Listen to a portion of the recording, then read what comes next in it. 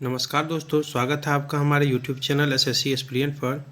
तो दोस्तों, बिहार पुलिस की सीरीज़ चल रही है किरण पब्लिकेशन का, जिसमें 7 सेट हो चुका है और ये 8वां सेट है जो कि 31/7/2016 को पूछा गया है। अब आप लोग तैयारी में लग जाइए क्योंकि समय बहुत नज़दीक आ रहा है। दिसंबर में एग्ज़ाम होनी है, नोटिस के हिसाब से तो यही आया है। तो बिना समय बर्बाद किए हुए शुरू करते हैं हम लोग। पहला प्रश्न होगा, जिसका कोई शत्रु पैदा ही ना हुआ हो कहलाता है। जिसका कोई शत्रु पैदा ही ना हुआ हो कहलाता है तो अजात शत्रु। ऑप्शन 2 अजात शत्रु। अगला प्रश्न है, धन को व्यर्थ ही खर्च करने वाला होता है। धन को व्यर्थ ही खर्च करने वाला होता है तो अपव्ययी। ऑप्शन 4 अपव्ययी। अगला प्रश्न है, जिसके हस्ताक्षर के नीचे अंकित है। ऑप्शन 3 जिसके हस्ताक्षर के नीचे अंकित है तो ऑप्शन 3 अधोहस्ताक्षरकर्ता। अधोहस्ताक्षरकर्ता। अगला प्रश्न है, बरसात बिल्कुल ना होना। बरसात बिल्कुल ना होना कहलाता है तो अनावृष्टि कहलाता है। ऑप्शन 4 अनावृष्टि कहलाता है। अगला प्रश्न है, निम्न विकल्पों में से तद्भव शब्द का चयन कीजिए। तद्भव शब्द कौन सा है इनमें से? ऑप्शन 4 अंडी। ऑप्शन 4 अंडी। अगला प्रश्न है, बहती गंगा में हाथ धोना का सही अर्थ है। बहती गंगा में हाथ धोना का सही अर्थ क्या है इनमें से? तो ऑप्शन 4 अवसर का लाभ उठाना। ऑप्शन 4 अवसर का लाभ उठाना। अगला प्रश्न होगा, निम्नलिखित में से कौन सा शब्द स्त्रीलिंग नहीं है। निम्नलिखित में से कौन सा शब्द स्त्रीलिंग नहीं है? तो ऑप्शन 4 दिन। दिन जो है स्त्रीलिंग नहीं है। अगला प्रश्न, निम्नलिखित में से कौन सा शब्द हंस का पर्यायवाची है। हंस का पर्यायवाची कौन सा है शब्द? तो मराल। Option 3 moral. अगला प्रश्न है, choose the correct which is synonym of the word given in bold letters. समानार्थी शब्द इनमें से समान शब्द कौन सा है इवोक का? तो option 3 call forth. Option 3 call forth. अगला प्रश्न है, choose the word which is antonyms of the word given in bold letters. तो इनहेल का एंटोनिम यानी विपरीतार्थक शब्द कौन सा हो जाएगा? Option 4 exhale. एक्सहेल। अगला प्रश्न है 11वां प्रश्न, fill in the blanks with correct word. He is blind dash his on fault. He is blind dash his on fault. 11 का हो जाएगा ऑप्शन नंबर 1 टू हो जाएगा यहाँ। अगला प्रश्न है, which of the following words has wrong spelled. Wrong spelling इसमें से कौन सा है? तो फेंस सी होना चाहिए था, तो एस लगा हुआ है। तो ऑप्शन ए 12 का। और 13 का डिस्टिंग्यूश ये गलत है, ऑप्शन 3 हो जाएगा।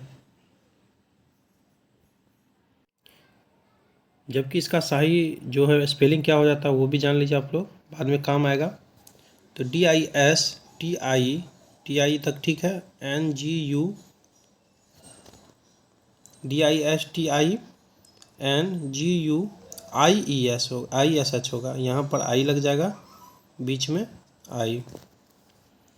अगला प्रश्न है, each of the following sentence is divided into 4 parts. One part has error, which is the that part? किसमें एरर है?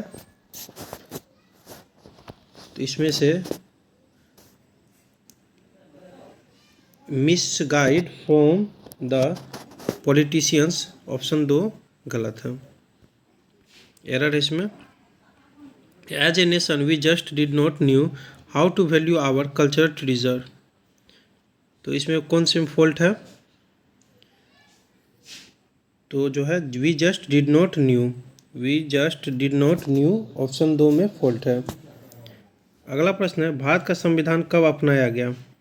भारत का जो है संविधान कब अपनाया गया? तो ऑप्शन 3 26 नवंबर 1949 में, 26 नवंबर 1949 में। अगला प्रश्न है भारतीय राजनीतिक में कार्यपालिका किसके अधीनस्थ है? भारतीय राजनीति में कार्यपालिका किसके अधीनस्थ है? प्रश्न है भारतीय राजनीति में कार्यपालिका किसके अधीनस्थ है? किसके अधीनस्थ है? तो 17 का हो जाएगा ऑप्शन नंबर 2 विधायिका। ऑप्शन नंबर 2 विधायिका इंपॉर्टेंट क्वेश्चन है। अगला प्रश्न है संविधान के लागू होने के समय निम्न आदर्शों में से किसको प्रस्तावना में सम्मिलित नहीं किया गया था? प्रस्तावना में सम्मिलित नहीं किया गया था। तो ऑप्शन 3 समाजवादी। ऑप्शन 3 समाजवादी। अगला प्रश्न है भारत के संविधान में मौलिक कर्तव्य को किस वर्ष सम्मिलित किया गया? मौलिक कर्तव्य को किस वर्ष सम्मिलित किया गया? तो 1976 में। ऑप्शन नंबर 4 1976 ईस्वी में। अगला प्रश्न है 20वां प्रश्न जस्टिस अल्तमश कबीर के पश्चात भारत के मुख्य न्यायाधीश कौन बने थे? 20वां प्रश्न है जस्टिस अल्तमश कबीर के पश्चात भारत के मुख्य न्यायाधीश कौन बने थे? तो justice P Sathasivam. Justice P Sathasivam. Option A. अगला प्रश्न है 21वां प्रश्न। 21वां प्रश्न होगा वज्रयान संप्रदाय है। वज्रयान संप्रदाय है। 20वां प्रश्न वज्रयान संप्रदाय है तो कौन सा संप्रदाय है? तो ऑप्शन ए बौद्धों का। ऑप्शन ए बौद्धों का। अगला प्रश्न है राजतरंगिणी के लेखक है। राजतरंगिणी के लेखक कौन है? तो कल्हण हो जाएगा। ऑप्शन 2 कल्हण। अगला प्रश्न है वंदे मातरम के रचयिता है। वंदे मातरम के रचयिता कौन है इनमें से? तो इम्पोर्टेंट क्वेश्चन है बंकिम चंद्र चटर्जी। तो इसमें प्रश्न का वंदे मातरम के रचयिता कौन है? तो बंकिम चंद्र चटर्जी। अगला प्रश्न है गालिब थे। 24वां प्रश्न गालिब थे तो ऑप्शन नंबर 1 कवि थे। ऑप्शन नंबर 1 कवि। अगला प्रश्न होगा 25वां प्रश्न ह्वेनसांग ने किसके शासनकाल में भारत की यात्रा की थी? तो ह्वेनसांग ने किसके शासनकाल में भारत की यात्रा की थी? तो 25 का हो जाएगा हर्षवर्धन। ऑप्शन 2 हर्षवर्धन। अगला प्रश्न होगा निम्नलिखित में से कौन सी नदी का उद्भव अमरकंटक से होता है? तो अमरकंटक से किसका उद्गम होता है?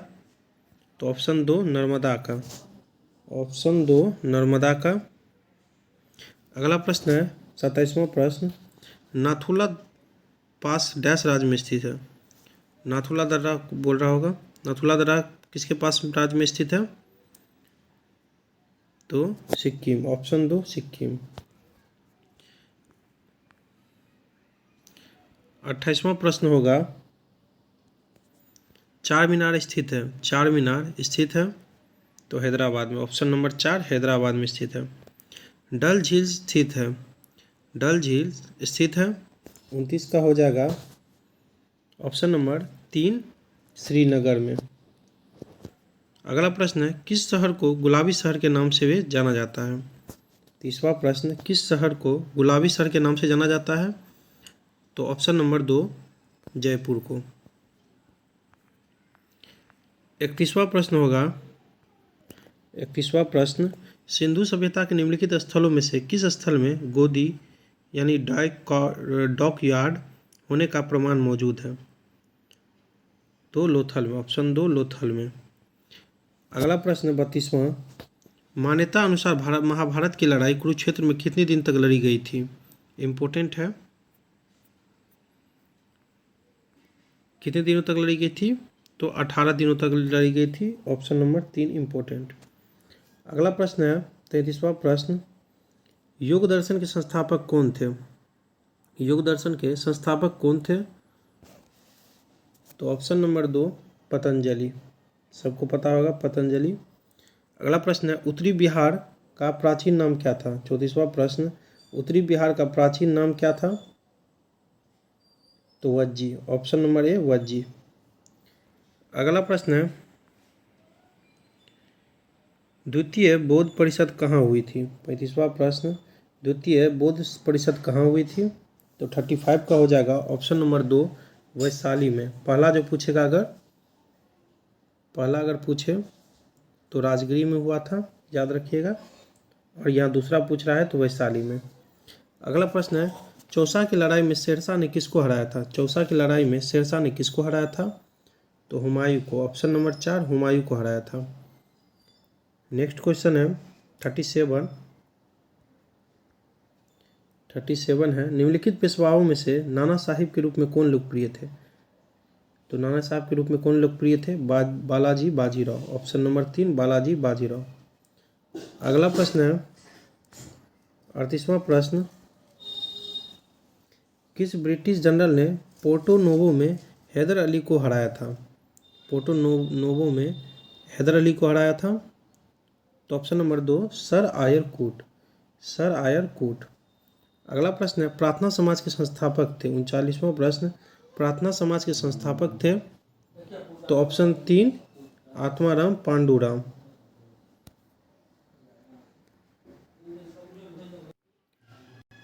माफ़ कीजिएगा, थोड़ा प्रॉब्लम हो गया था। तो प्रार्थना समाज के संस्थापक कौन थे? 39 का हो जाएगा आत्माराम पांडुराम। अगला प्रश्न है 40, ब्रिटिश सम्राट के अधीन नियुक्त भारत का प्रथम वायसराय कौन था? तो अब 40 का हो जाएगा ब्रिटिश सम्राट के अधीन नियुक्त भारत का प्रथम वायसराय कौन था? तो option number 4 Lord Canning. Lord Canning. अगला प्रश्न होगा ब्रिटिश शासन के अधीन भारतीय गरीबी और अर्थव्यवस्था पर दादा भाई नौरोजी द्वारा कौन सी पुस्तक लिखी गई थी? इंपॉर्टेंट है question number. Option number 3 poverty and un British rule in India. अगला प्रश्न है 42वां प्रश्न, पुस्तक माई एक्सपेरिमेंट विथ ट्रूथ के लेखक कौन है? तो 42 का हो जाएगा option number 2 MK Gandhi. Important है, बहुत बार पूछा जाता है, रट लीजिएगा। माई एक्सपेरिमेंट विथ ट्रूथ, तो MK गांधी, महात्मा गांधी। 43वां प्रश्न होगा, अगला प्रश्न है 43वां प्रश्न होगा,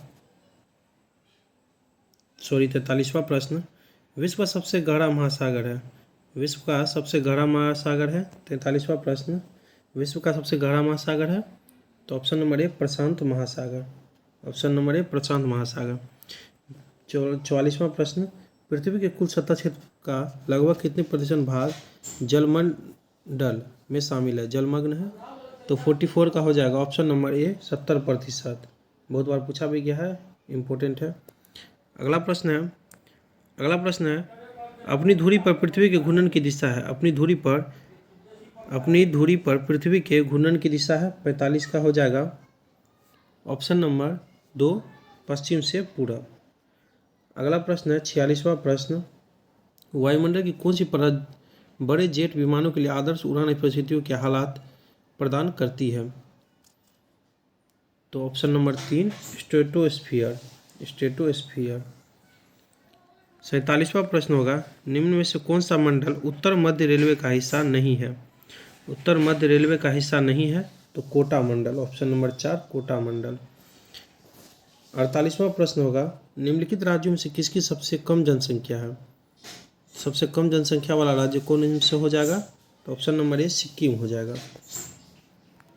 49वां प्रश्न होगा, दुधवा नेशनल पार्क कहाँ स्थित है? दुधवा नेशनल पार्क कहाँ स्थित है? Option number 3 Uttar Pradesh, UP में है। 50वां प्रश्न है, निम्न में से कौन सा ग्रह आकार और द्रव्यमान के मामले में पृथ्वी के लगभग समान है? तो इम्पोर्टेंट है, शुक्र हो जाएगा। ऑप्शन नंबर 2 शुक्र। अगला प्रश्न है, राज्यसभा में सदस्य बनने की न्यूनतम आयु सीमा है। तो राज्यसभा में सदस्य बनने की न्यूनतम आयु सीमा हो जाएगी 30 वर्ष। ऑप्शन 2 30 वर्ष हो जाएगा। अगला प्रश्न है 52वां प्रश्न, भारतीय कानून के अनुसार किसी अपराधी को किशोर के रूप में परिभाषित किया जाता है?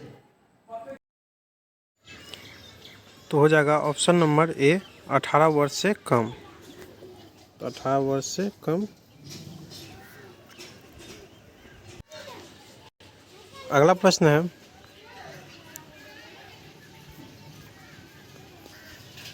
सीरिया के राष्ट्रपति हैं। तो इसका हो जाएगा ऑप्शन नंबर 1 बशर अल असद। 54वां प्रश्न होगा, स्वेज नहर भूमध्य सागर को जोड़ती है। इंपॉर्टेंट क्वेश्चन है, स्वेज नहर भूमध्य सागर को जोड़ती है, तो किसे जोड़ती है? तो लाल सागर से। ऑप्शन नंबर 4 लाल सागर से जोड़ती है। अगला प्रश्न होगा 55वां प्रश्न,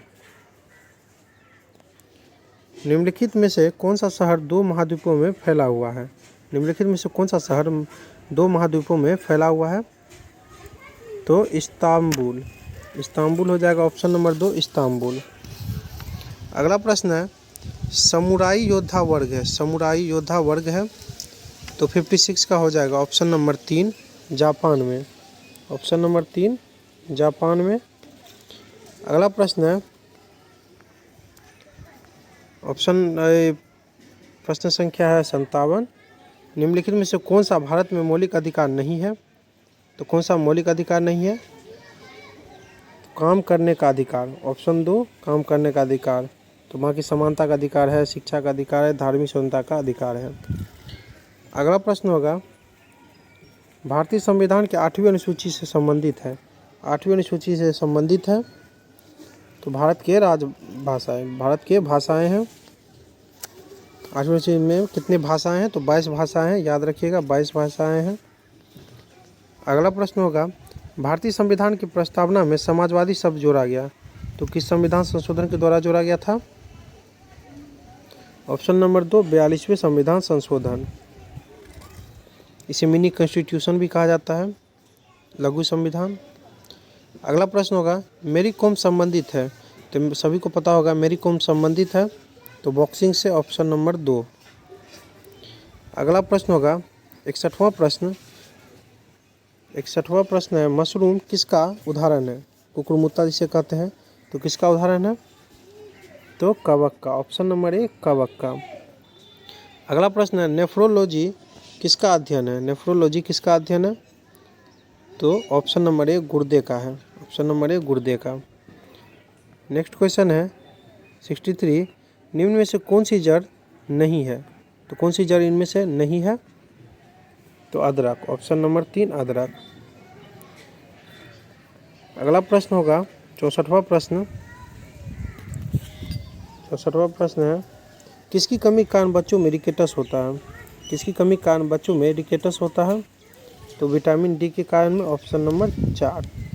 अगला प्रश्न है मानव पित्त जो 65वां प्रश्न, मानव पित्त जो एक पीले हरे रंग का तरल है इसकी प्रकृति कैसी होती है? तो अम्लीय, ऑप्शन नंबर ए अम्लीय होती है। अगला प्रश्न होगा निर्गत साधन 66 क्वेश्चन नंबर,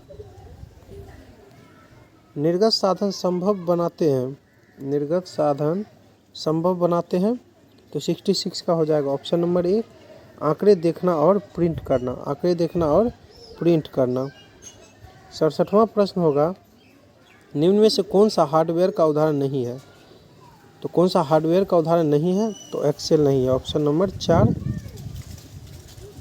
अगला प्रश्न होगा 68वां प्रश्न, निम्न में से कौन सा एक छोटे सिंगल साइट नेटवर्क को संदर्भित करता है? 68वां प्रश्न, निम्नलिखित में से कौन सा एक छोटे सिंगल साइट नेटवर्क को संदर्भित करता है? तो हो जाएगा ऑप्शन नंबर ए लैन। अगला प्रश्न है 69वां प्रश्न, एम्पियर किसकी इकाई है? तो विद्युत धारा की है, सबको पता होगा, ऑप्शन नंबर 2 विद्युत धारा की। अगला प्रश्न है निम्न में से कौन सी सदिश मात्रा है? निम्न में से कौन सा सदिश मात्रा है? तो 70 का हो जाएगा ऑप्शन नंबर ए प्रतिबल।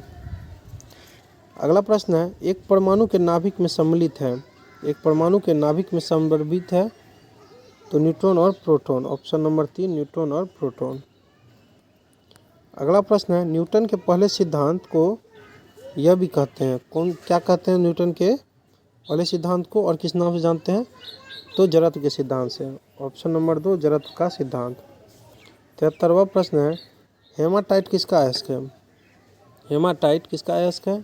तो लोहा का है, option number A.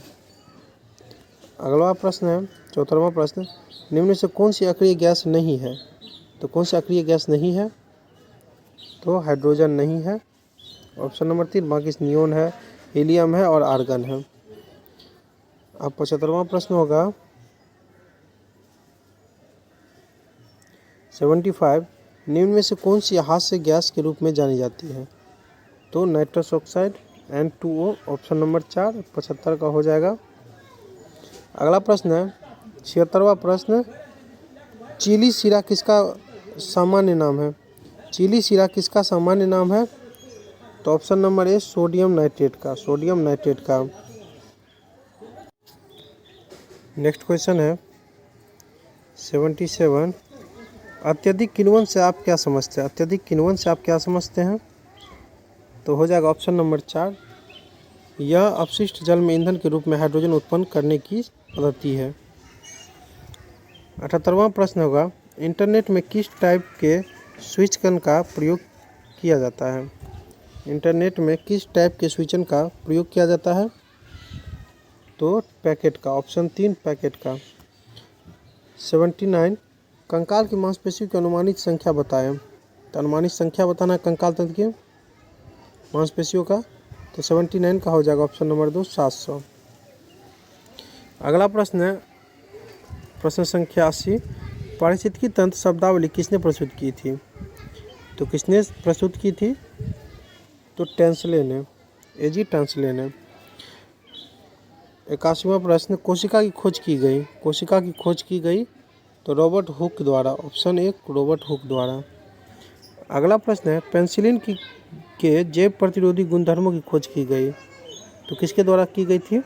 Important question है, अलेक्जेंडर फ्लेमिंग के द्वारा। अगला प्रश्न होगा 83,